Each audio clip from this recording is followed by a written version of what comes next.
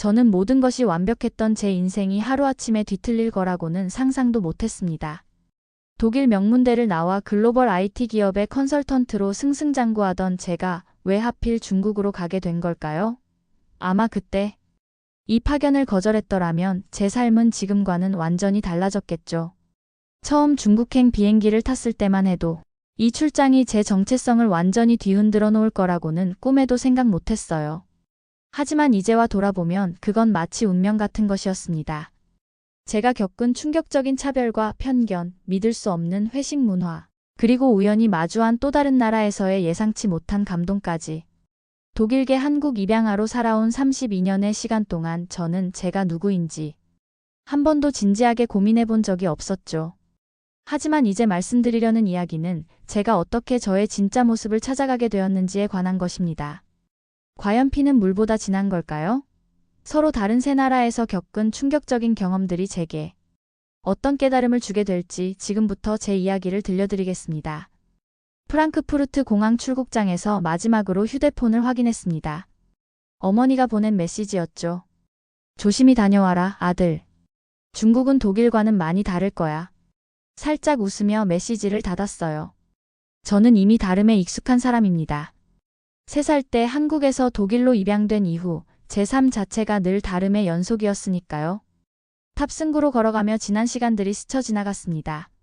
뮌헨 공대 졸업 후 글로벌 IT 기업에 입사한 지 벌써 7년이죠. 유럽 전역의 프로젝트를 성공적으로 이끌어왔습니다. 이제는 아시아 시장의 핵심인 중국 본사 프로젝트를 맡게 됐어요. 비행기 안에서 중국어 회화책을 펼쳤습니다. 기본적인 인사말조차 버거웠죠. 하지만 괜찮아요. 영어로 충분할 거라고 생각했으니까요. 얼마나 순진했던 걸까요? 12시간의 비행 끝에 베이징 서우두 국제공항에 도착했습니다. 문을 열자마자 습한 공기가 얼굴을 덮쳤어요. 숨이 턱 막히는 듯 했죠. 이게 스모그인가 싶었습니다. 입국 심사대에서 첫 번째 당황스러운 순간이 찾아왔어요. 중국 공무원이 제 여권을 보더니 독일어로 물었습니다. 한국 사람인가요? 아니요, 독일 시민입니다. 공무원은 의아한 듯 다시 여권을 들여다봤어요. 이런 반응은 익숙합니다. 제 동양인 외모와 독일 여권의 조합은 늘 사람들을 혼란스럽게 만들었죠. 입국장을 빠져나오는 순간 베이징의 실체가 눈앞에 펼쳐졌습니다. 상상했던 모습과는 너무 달랐어요. 현대적인 건물들 사이로 뿌연 하늘이 보였죠. 사람들은 마치 물결처럼 정신없이 움직였습니다. 귀를 울리는 중국어 소리가 사방에서 들려왔어요. 택시 승강장에서 첫 좌절을 맛봤습니다. 영어로 목적지를 설명하려 했지만 택시 기사들은 제 말을 전혀 알아듣지 못했어요. 겨우 찾은 한 기사는 영어를 조금 알아들었죠. 하지만 호텔 주소를 보자마자 터무니없는 요금을 불렀습니다. 200위안이에요. 인터넷에서 찾아본 일반적인 요금은 80위안 정도였어요. 하지만 피곤이 극에 달한 상태에서 더 이상 실랑이 할 힘이 없었습니다. 택시 안에서 창밖을 바라보며 불안감이 밀려왔어요. 머릿속이 복잡했죠. 이곳에서 과연 제가 잘 해낼 수 있을까? 문화적 차이를 극복할 수 있을까? 끊임없는 질문들이 머릿속을 맴돌았습니다. 호텔 방에 도착해서야 깊은 한숨이 나왔어요. 창밖으로 보이는 베이징의 야경은 화려했습니다. 수많은 네온사인이 밤하늘을 수놓고 있었죠.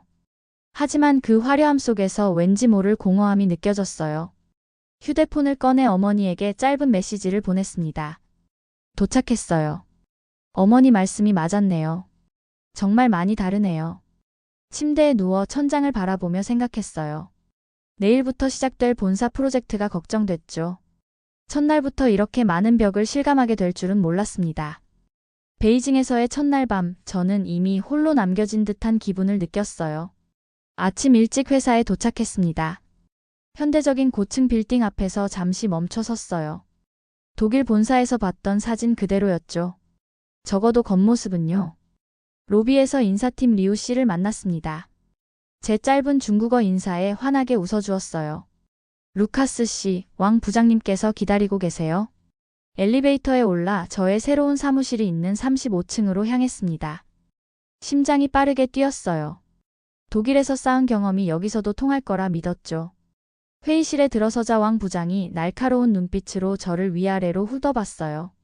인사를 건네려는 순간 왕 부장은 중국어로 빠르게 말을 이어갔습니다. 리우 씨가 급하게 통역했어요. 앞으로 3개월 동안 시스템 효율화 프로젝트를 진행하게 됩니다. 팀원들을 소개해 드릴게요. 회의실 한쪽에 앉아있던 5명의 직원들이 일제히 고개를 숙였습니다. 그중 한 명이 영어로 말을 걸었어요.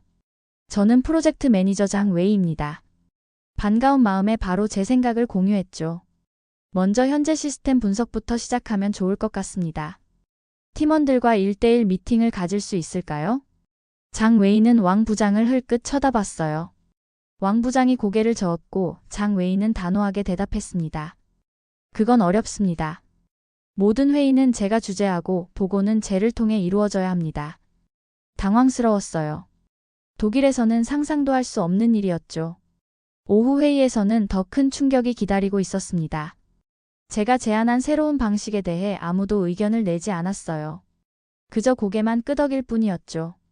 하지만 회의가 끝나고 복도에서 들려오는 중국어 토론 소리는 무척 활발했습니다. 여기서는 회의 중에 의견을 내지 않아요. 상사의 체면을 지켜주는 게 중요하거든요. 장 웨이의 설명이었어요. 저는 머리가 지끈거렸습니다. 며칠 뒤 시스템 개선안을 준비해 보고했죠. 독일에서라면 바로 승인됐을 내용이었어요. 하지만 왕 부장은 단 한 번의 검토로 전면 수정을 지시했습니다. 이건 우리 방식과 맞지 않아요. 다시 작성하세요.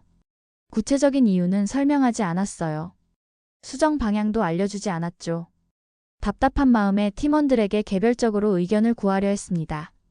하지만 돌아오는 건 모호한 대답뿐이었어요. 글쎄요. 장 매니저님께 여쭤보시는 게 좋을 것 같은데요. 왕 부장님 의견을 따르는 게 좋을 것 같습니다. 한 달이 지났지만 상황은 나아지지 않았어요. 매일 아침 빌딩에 들어설 때마다 의문이 들었습니다. 이곳이 정말 제가 알던 그 글로벌 기업이 맞나요? 야근이 잦아졌어요. 중요한 건 업무량이 많아서가 아니었죠. 단순히 상사가 퇴근하지 않아서 또는 결제가 늦어져서 기다리는 시간이 대부분이었습니다. 어느 날 밤 사무실 창밖으로 베이징의 야경을 바라보며 깊은 한숨이 나왔어요.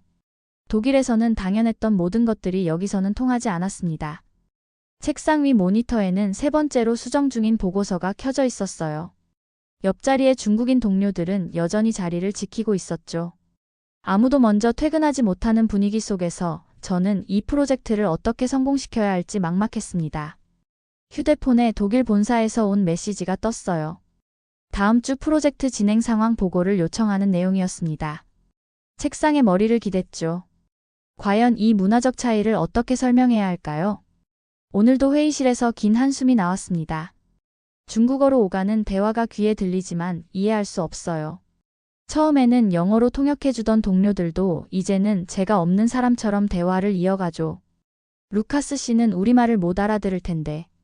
장 웨이가 말했어요. 괜찮아요. 어차피 독일 사람이잖아요. 누군가 웃으며 대답했죠. 그들은 제가 중국어를 조금씩 배우고 있다는 사실을 몰랐습니다. 간단한 단어들은 이해할 수 있었어요. 특히 독일이라는 단어가 나올 때면 더 신경이 곤두섰죠. 문제는 어제 시작됐어요. 팀 회식 자리에서였습니다. 평소처럼 조용히 앉아있는데 왕 부장이 갑자기 물었죠.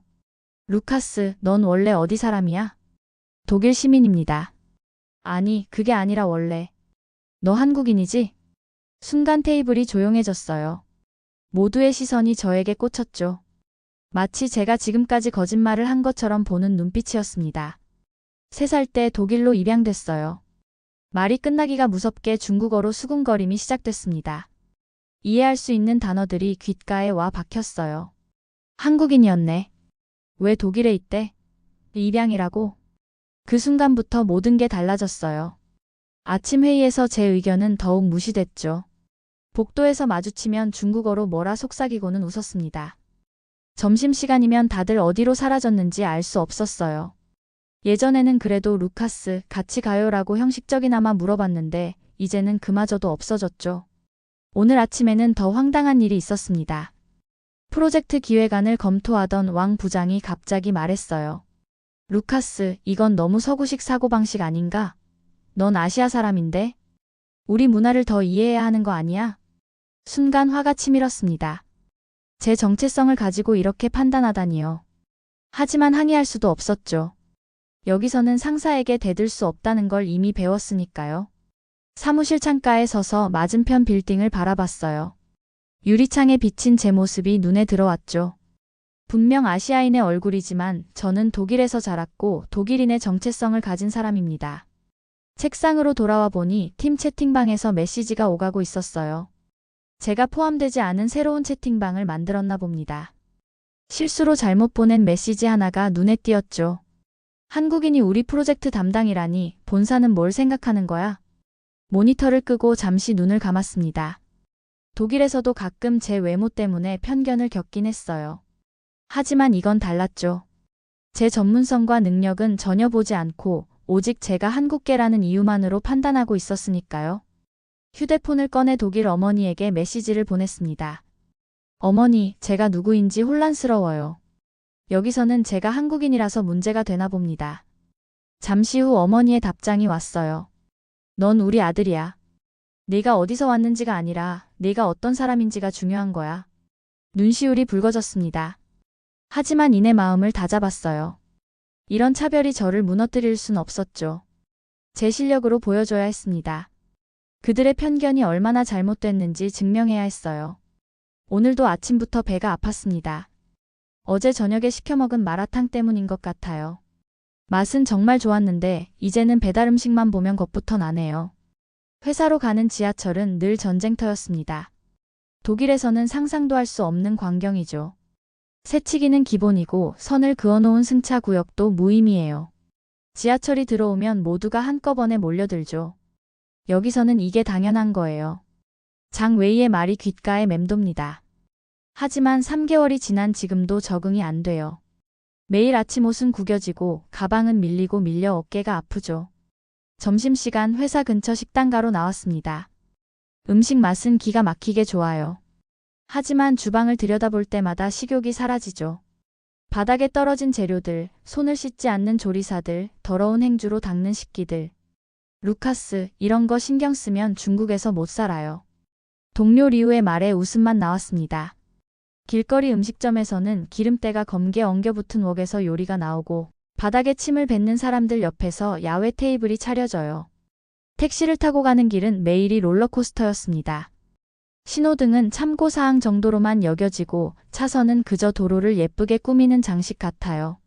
경적 소리는 하루 종일 귓가에서 떠나지 않죠. 이쪽으로 가면 더 빨라요. 택시기사의 말과 함께 차가 갑자기 인도로 올라탔습니다. 걷고 있는 사람들은 마치 일상인 것처럼 자연스럽게 피해줬어요. 저는 눈을 감을 수밖에 없었죠. 지난주에는 심각한 식중독을 겪었습니다. 회사 근처에서 자주 가던 식당이었는데 이번엔 운이 없었나 봐요. 화장실을 수십 번을 들락거리다 결국 병원에 실려갔죠. 루카스 씨, 우리나라 병원은 어때요? 간호사의 질문에 대답할 힘도 없었습니다. 병실은 담배 연기로 가득했고 환자 보호자들은 병실에서 도시락을 먹고 있었어요.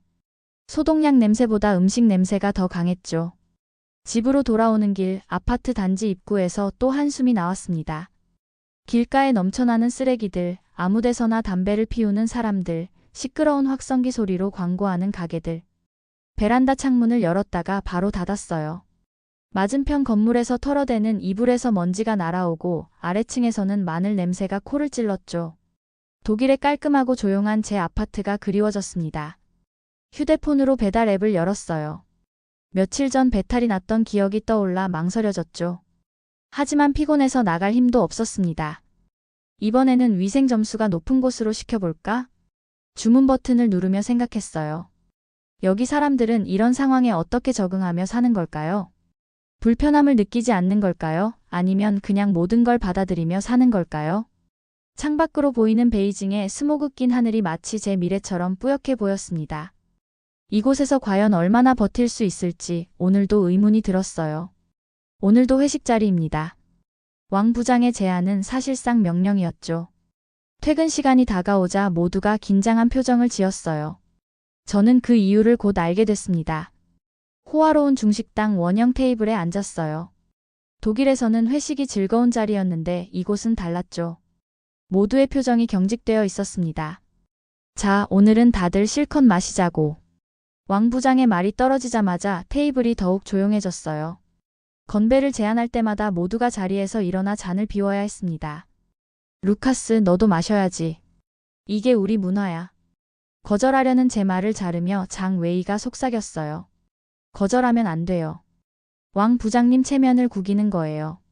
바이주라는 중국 술이 목구멍을 타고 넘어갔습니다. 독한 알코올 향에 눈물이 날 것 같았어요. 하지만 상사가 권하는 술을 거절할 수 없다는 게 이곳의 불문율이었죠. 한 잔 더. 왕 부장이 또 잔을 들었습니다. 이미 취기가 오르고 있었지만 거절할 수 없었어요. 옆자리의 동료들도 고통스러운 표정이었죠. 간베이. 잔을 비울 때마다 속이 쓰렸습니다. 하지만 이게 끝이 아니었어요. 테이블을 돌며 서로 건배를 제안해야 했죠. 거절하면 무례한 사람이 되는 겁니다. 음식은 계속 나왔지만 먹을 정신이 없었어요. 젓가락 사용법이 서툴다고 놀림을 받기도 했죠. 누군가 제 그릇에 음식을 덜어주면 그걸 남기지 말아야 한다는 것도 알게 됐습니다. 루카스, 이 닭발 한번 먹어봐. 우리나라 특산품이야. 거절하고 싶었지만 할 수 없었어요. 왕 부장이 권하는 음식을 거절했다가는 큰일 날 것 같았죠. 메스꺼움을 참으며 억지로 씹었습니다.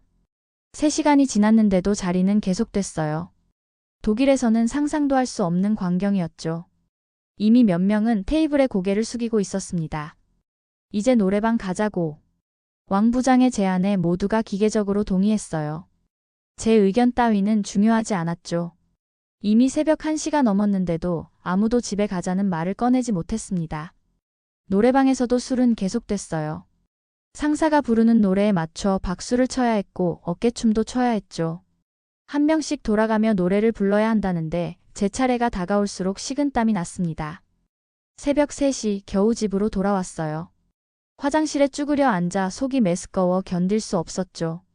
내일도 아침 9시까지 출근해야 하는데 휴대폰으로 독일 친구에게 메시지를 보냈습니다. 여기서는 회식이 업무의 연장이 아니야. 그냥 고문이지. 침대에 누워 천장을 바라봤어요. 머리가 어지러웠지만 한 가지는 분명했습니다. 이런 회식은 절대 적응할 수 없을 것 같았어요. 하지만 이런 자리를 피하면 팀에서 완전히 고립될 거라는 것도 알고 있었죠. 이게 바로 중국식 회식 문화였습니다. 선택권이 없는 강압적인 술자리, 거절할 수 없는 상사의 권유, 그리고 끝나지 않는 밤.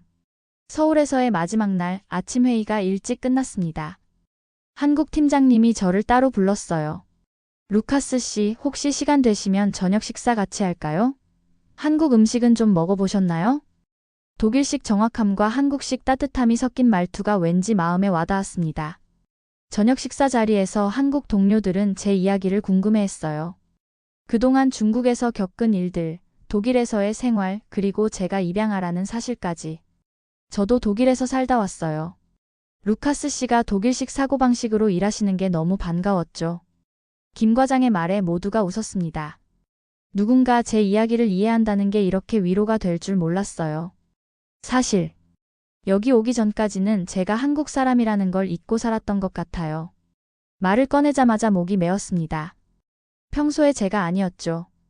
하지만 이상하게도 이 자리에서는 솔직해도 될 것 같았어요. 한국인이든 독일인이든 그게 뭐가 중요한가요? 루카스 씨는 루카스 씨잖아요.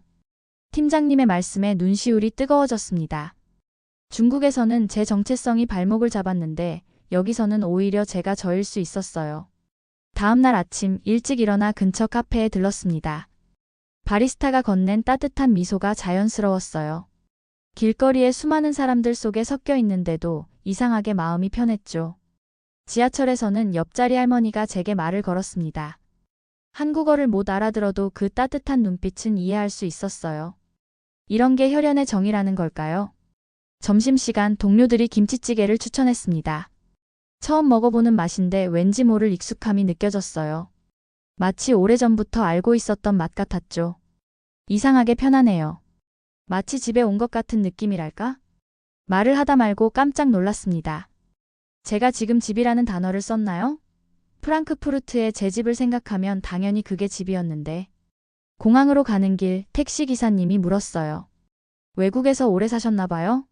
한국말을 못하시네. 순간 가슴이 찡했습니다. 그동안은 독일인인데 한국계예요 라고 설명했는데 이제는 한국인인데 독일에서 자랐어요 라고 말하고 싶어졌어요. 비행기 안에서 창밖을 바라봤습니다. 베이징으로 돌아가야 한다는 생각에 마음이 무거워졌어요. 이제야 찾은 것 같은 이 느낌을 다시 잃어버리는 것 같았죠. 휴대폰을 켜고 사진첩을 열었습니다. 한국 동료들과 찍은 사진, 서울의 거리, 처음 먹어본 한국 음식들. 며칠 동안의 기억이 화면을 가득 채웠어요. 귀에 걸었던 이어폰을 빼고 눈을 감았습니다. 귓가에 맴도는 한국말이 이제는 낯설지 않았어요. 비록 알아들을 순 없지만 그 속에 담긴 따뜻함은 이해할 수 있었죠. 이제 알 것 같아요, 어머니. 독일 어머니에게 메시지를 보냈습니다. 제가 누구인지 드디어 조금은 알 것 같아요. 전 독일에서 자란 한국인이에요. 그리고 이제는 그게 자랑스러워요. 저는 한국에서의 출장을 마치고 다시 베이징으로 돌아왔습니다. 하지만 이상하게도 전과 다른 감정이 가슴 한켠을 짓누르고 있었죠. 평소처럼 사무실로 출근했는데 엘리베이터에서 만난 직원들이 시끄럽게 떠드는 모습이 갑자기 너무나 거슬리더군요. 회의실에 앉아 프로젝트 회의를 진행하는데 한국에서 경험했던 체계적인 보고 시스템이 자꾸 떠올랐습니다. 중국 동료들은 여전히 상사의 말에 무조건적인 동의를 표하고 효율적인 대안은 고민하지도 않은 채 시간만 허비하고 있었어요. 이런 모습들이 전에는 그저 다른 문화라고 생각했는데 이제는 도저히 받아들일 수 없는 후진성으로 느껴졌습니다. 점심시간 구내식당에서 식사를 하면서 한숨이 절로 나왔죠. 식탁에 흘린 음식들을 치우지도 않은 채 떠드는 사람들, 줄도 제대로 서지 않고 새치기 하는 모습들이 눈에 들어왔어요. 한국의 정갈한 식당 문화가 그리워지더군요. 위생 상태도 마찬가지였습니다. 식기를 닦는 수건이 거의 검은색으로 변해 있는데도 아무도 신경 쓰지 않았어요. 퇴근길에는 더욱 큰 스트레스가 밀려왔습니다. 신호를 무시하고 달리는 차들, 인도에서도 경적을 울리며 달리는 전동차들, 그리고 질서 없이 밀치며 지하철을 타려는 사람들까지. 서울의 질서정연한 모습과 너무나 대비되는 현실이었죠. 집에 돌아와 창밖을 바라보며 생각에 잠겼습니다. 스모그로 뿌연 하늘 아래 무질서하게 늘어선 고층 빌딩들이 마치 제 마음속 혼란을 대변하는 것 같았어요. 독일에서 자란 제가 한국에서 느낀 그 이상한 친밀감은 도대체 무엇이었을까요? 피는 물보다 진하다고 하죠. 어쩌면 그건 제 DNA에 새겨진 본능이었는지도 모르겠습니다. 결국 저는 결심을 하게 됐어요. 이제 곧 계약이 끝나니 더 이상 이곳에 머물 이유가 없었습니다. 한국으로 가서 새로운 시작을 해보기로 했죠. 독일은 제가 자란 곳이지만 한국은 제 뿌리이자 앞으로의 여정이 시작될 곳이었으니까요. 짐을 정리하면서 지난 시간을 돌아봤습니다. 중국에서의 경험이 없었다면 저는 아마 평생 제 정체성에 대해 진지하게 고민해보지 않았을지도 모르겠어요. 때로는 불편하고 힘든 경험이 우리를 성장시키는 법이죠.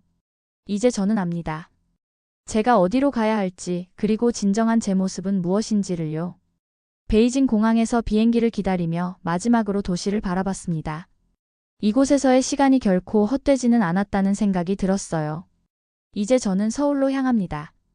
그곳에서 새로운 이야기가 시작될 거라는 걸 알기에 설렘 반 두려움 반으로 가득한 마음을 안고서 말이죠. 오늘 사연 어떠셨나요? 자신의 뿌리를 찾고 자부심을 가진 루카스가 다음에는 더 좋은 다양한 한국의 문화를 경험하길 응원합니다. 여러분들의 좋아요와 구독도 저에게 큰 응원이 됩니다.